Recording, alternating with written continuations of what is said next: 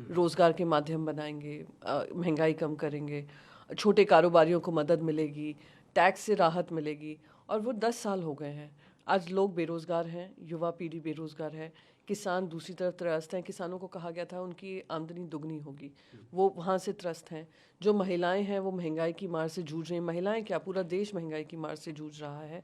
और जो छोटे कारोबारी हैं, जहाँ पे कुछ पूंजीपतियों की मेहनत होती है, हर के लिए काम होता है, हर बजट ऐसा लगता है पूरा बजट सिर्फ उन्हीं लोगों के लिए बनाया गया है।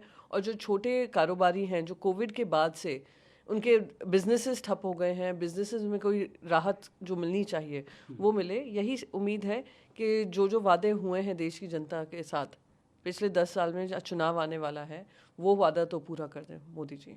मैम, बजट से पहले मोदी जी ने संबोधित किया। उन्होंने कहा कि पिछले 10 वर्ष में जो सांसद जिनको जो रास्ता सूझा उस तरीके से उन्होंने काम किया। कुछ आदतन हुड़दंग मचाने वालों सांसदों के बारे में उन्होंने कहा कि वो आत्मनिरीक्षण करें अपने एरिया में जाके, कि 100 लोगों से भी पूछे कि कितना काम किया है।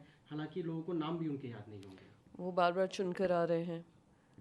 ये कहना कि लोगों को याद नहीं रहेगा, ये बहुत दुख की बात है, पीड़ा की बात है कि जो चुनकर आए हुए एमपीज़ हैं, आप उनके बारे में इस तरीके की बयानबाजी कर रहे हैं।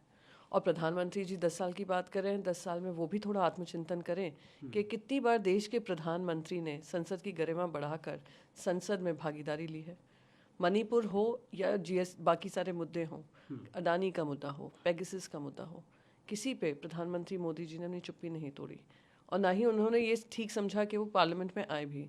तो उम्मीद करती हूँ 10 साल के कार्यकाल में वो भी अपनी पार्लियामेंट्री पार्टिसिपेशन पे ध्यान देंगे। मल्लिकार्जुन खड़गे का कहना है कि इस बार अगर मोदी को वोट होता है तो ये देश का आखिरी चुनाव होगा। उन्होंने प्रेसिडेंट पुतिन का एग्जाम्पल देते हुए कहा कि प्रेसिडेंशियल रूल की तरह हो जाएगा। आपने कल चंडीगढ़ के पोल्स देखे, मेयर पोल्स, जहाँ पे बैलेट पेपर पे होता है वहाँ पे भी मनमानी हो जाती है। प्रिसाइडिंग ऑफिसर एक बीजेपी के ऑफिस बेरर हैं और वो वोट्स इनवैलिडेट करते हैं जो कांग्रेस पार्टी और आम आदमी पार्टी के उनके हैं वोट्स हैं। आप बीजेपी के कम वोट्स हैं पर बीजेपी का मेयर बन जाता है। बीईएल जो ईवीएम मशीन बनाती है, ईवीएम मशीन की देखरेख करती है, उसमें 4 इंडिपेंडेंट डायरेक्टर्स जो बने हैं वो बीजेपी के ऑफिस बेयर्स बने हैं। केंद्र सरकार ने उनको नॉमिनेट किया है। आप ईवीएम को लेकर, वीवीपैट को लेकर बार बार विपक्ष कह रहा है कि वीवीपैट काउंटिंग होनी चाहिए, 100% काउंटिंग होनी चाहिए। इलेक्शन कमीशन उस पर संज्ञान नहीं ले रहा है। जो बनी हुई चुनी हुई सरकारें हैं, अगर बीजेपी के खिलाफ हैं तो उनको गिराया जा रहा है। अगर गिरा नहीं पा रहे हैं तो ईडी, सीबीआई, आईटी का हवाला देकर उनको घेरा जा रहा है, उनके काम को रोका जा रहा है, बाधा डाली जा रही है। तो ये सारे क्या लक्षण हैं? ये लक्षण यही है कि भारतीय जनता पार्टी इकलौती पार्टी बने रहना चाहती है। जेपी नड्डा जी ने तो कहा है, खुले मंच पे कहा है कि सारी पार्टियों को हम खत्म करके इकलौती पार्टी बनेंगे। तो क्या होगा? वही हाल होगा जहाँ पे तानाशाही चलेगी और कोई राजनीतिक पक्ष नहीं होगा। अगर डेमोक्रेसी का मॉडल दिखाने की कोशिश भी करेंगे तो ऐसी फ्लॉट डेमोक्रेसी होगी जहाँ पर कुछ भी करो, इलेक्शन रख लो, कुछ भी कर लो, पर चुनकर तो भारतीय जनता पार्टी आ रही है। तो यही उनके कहने का मतलब होगा। और देश देख रहा है, देश गवाह है। और मैं उम्मीद करती हूँ देश के देशवासी जो हैं अपने वोट को और वोट के अधिकारों को इस तरीके से हल्के में नहीं लेंगे।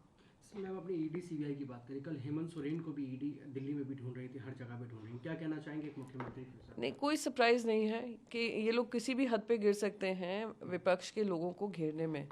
इलेक्शन कमीशन हो, ईडी हो, आईटी हो, सीबीआई हो, सारी इंडिपेंडेंट एजेंसीज ने जिस तरीके से अपने घुटने टेक दिए हैं, भारतीय जनता पार्टी के दरबार में दरबारी बनकर रह गए हैं, उन्हीं के काम कर रहे हैं, उन्हीं का एजेंडा चला रहे हैं, उन्हीं के इलेक्शन के कैंपेन का एक हिस्सा बन गए हैं।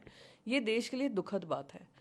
जो भी आप देख लीजिए, जहाँ जहाँ खुद उनके जो एमपी जिन्होंने पाला बदला है, विपक्ष के लोगों ने जो बीजेपी में ज्वाइन किए हैं, वो कहते हैं अब तो हमें चैन की सांस से हम सो सकते हैं क्योंकि हमें पता है ईडी सीबीआई आईटी हमारे पास नहीं आने वाली है। मीनाक्षी लेखी जी पार्लियामेंट के अंदर कहती है आपके घर ईडी भेजूं क्या?